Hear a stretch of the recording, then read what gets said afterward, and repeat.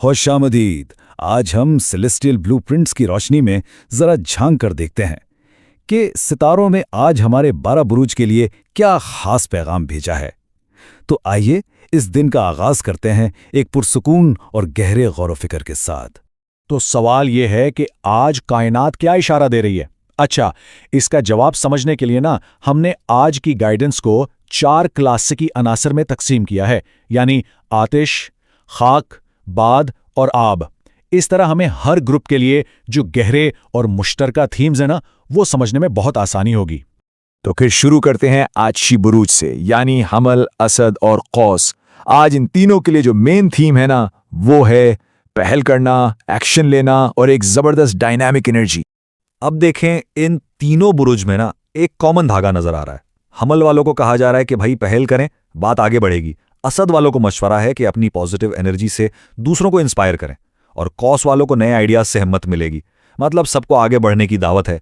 लेकिन एक मिनट, साथ में एक वार्निंग भी है। जल्दबाजी से बचना है, हर काम खुद करने की जिद नहीं करनी, और गैर जरूरी वादे बिल्कुल नहीं। तो बात यह है कि आज अपनी एनर्जी को सही डायरेक्शन में लगाना है, हिम्मत और समझदारी में बैलेंस रखना है। और ये जो पैगाम है खास तौर पे कौस वाला, आज तजस्सुस तरक्की है, ये आतिशी बुरूज की आज की स्पिरिट को बिल्कुल परफेक्ट तरीके से बयान करता है। सच तो यह है कि तजस्सुस ही वो चिंगारी है जो आगे बढ़ने और तरक्की का रास्ता दिखाती है।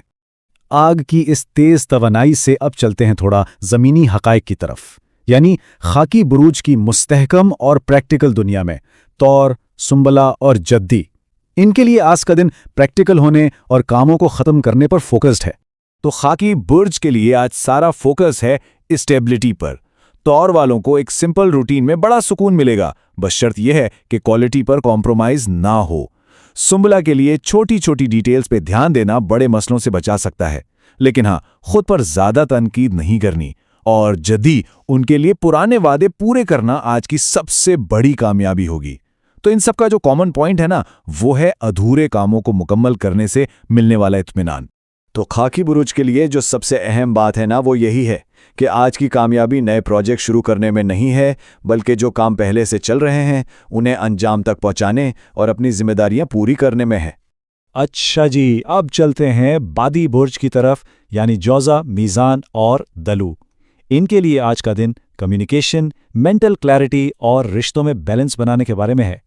तो बादी बुर्ज के लिए आज का सारा पैगाम साफ बात करने के इर्द गिर्द है। जोजा वालों के लिए एक सीधा सा सवाल सारी कंफ्यूजन खत्म कर सकता है। मीज़ान वालों के लिए क्लियर बाउंड्री सेट करना दिन को बैलेंस रखेगा, जबकि फैसले को टालने से मसले बढ़ सकते हैं। और दिलू, उनके लिए मशवरा है कि किसी भी खबर पर फौरन रिएक्ट ना करें, बल्कि थोड़ा सोचें। तो ये सब क्या बता रहा है? यही कि आज मेंटल फ्लेक्सिबिलिटी और साफ बातचीत बहुत बहुत इंपॉर्टेंट है।